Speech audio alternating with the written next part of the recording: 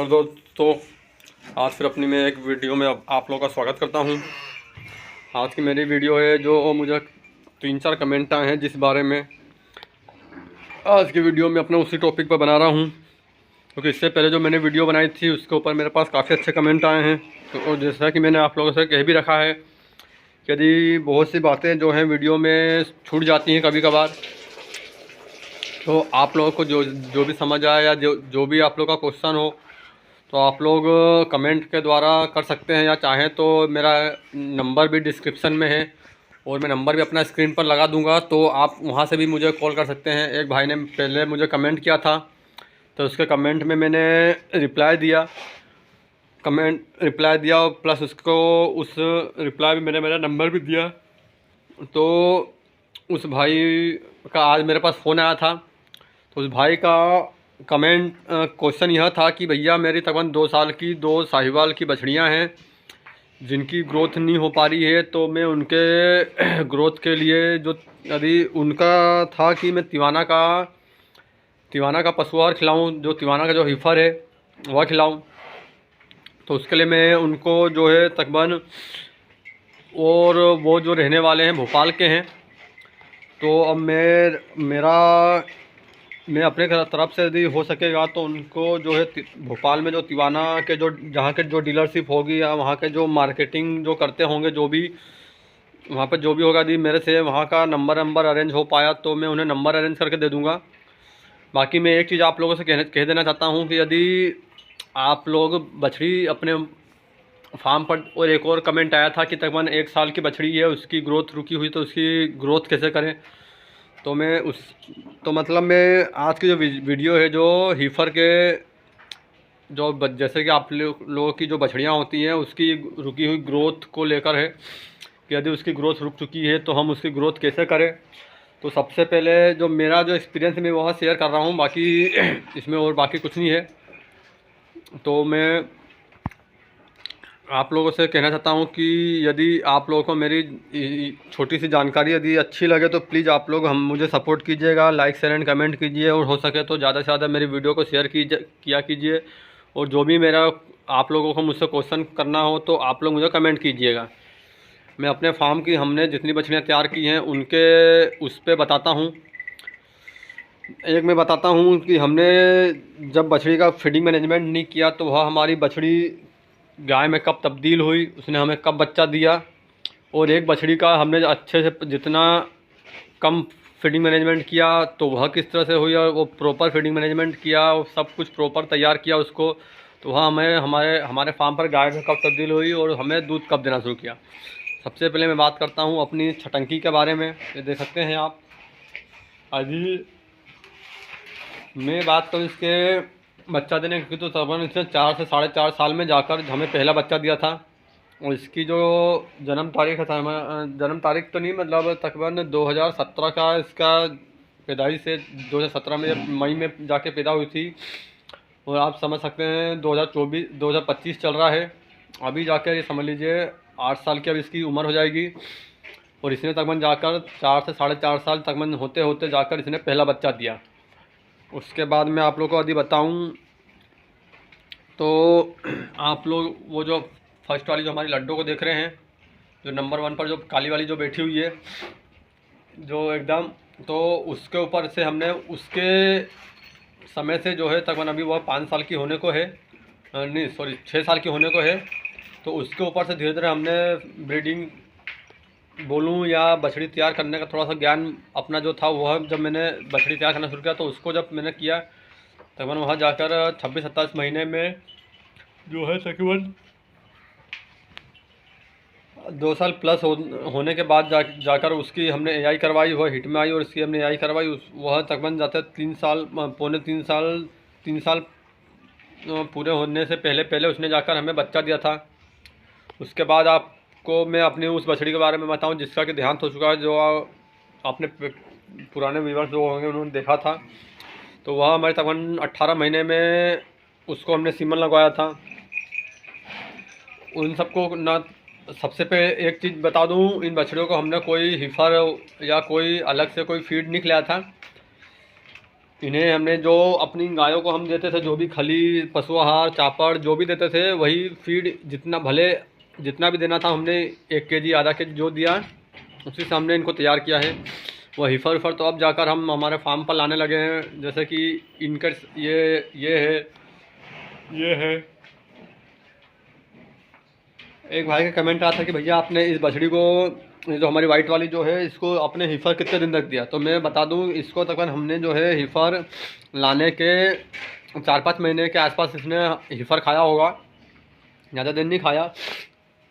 क्योंकि हिफर जो है, हिफर हमें प्रॉपर मिल नहीं पाता था जहाँ से हम हमारा फीड लाते हैं दुकान पे, जिसके कारण हमने हिफर बंद कर दिया और हमारा तिवाना का जो 8000 जो मिल्किंग फीड जो है वही हम चलाने लग गए थे। तो उसी मिल्किंग फीड को ही हमने हमारी सारी बछड़ियों को दे रहे हैं। और अभी भी देख सकते हैं इन तीनों बछड़ी, एक ये 2 और एक ये 3, तीनों बछड़ियों को हम हमारे मिल्किंग फीड ही दे रहे हैं। अब कोई हिफर नहीं दे रहे, बस हिफर जो अभी प्रॉपर चल रहा है, जो वो जो आप जो सामने हमारे जो दरवाजे के पास वाली जो बछड़ी देख रहे हैं ABS चैम्पियन की, उसी को हमारा जो है तिवाना का हिफर हम उसको चला रहे हैं। और तिवाना का जो स्टार्टर है, काफ़ी स्टार्टर, वो हमारी इन दोनों बछड़ियों को चल रहा है। ABS ब्रावो और ABS पाइपर की बछड़ी जो है। तो मैं आप लोग से कहना चाहता हूँ बस यही कि आप लोग परेशान मत होइए कि हमें तिवाना का ही फीड खिलाना है। यदि मैंने तिवाना का फीड खिलाकर अपनी मछली तैयार की है तो आप भी तिवाना का ही फीड खिलाएं, या तिवाना का हिफर खिलाएं, या काफ़ी स्टार्टर खिलाएं, या जो भी आप, ऐसा कोई ज़रूरी नहीं है आपके। इसलिए मैं आप लोगों से बार बार यही कहता हूँ कि आप लोगों के आसपास जो भी अच्छा फीड अवेलेबल हो सके, आप लोग अपने फार्म पर उसी फीड को जो है यूज़ कीजिए और उसी फीड से आप अपने फार्म पर जो है बछड़ियाँ तैयार कीजिए। ऐसा कोई ज़रूरी नहीं है। बस ये मत कीजिएगा कि सूखे भूसे पर रख दें या बिल्कुल फीड दे नहीं। आप खली खिलाते हैं तो खली तकरीबन आधा केजी के आसपास भले एक बछड़ी को आप दे दीजिए, थोड़ा और तकरीबन आधा केजी चोकर और आधा केजी खली करके दे दीजिए एक टाइम का।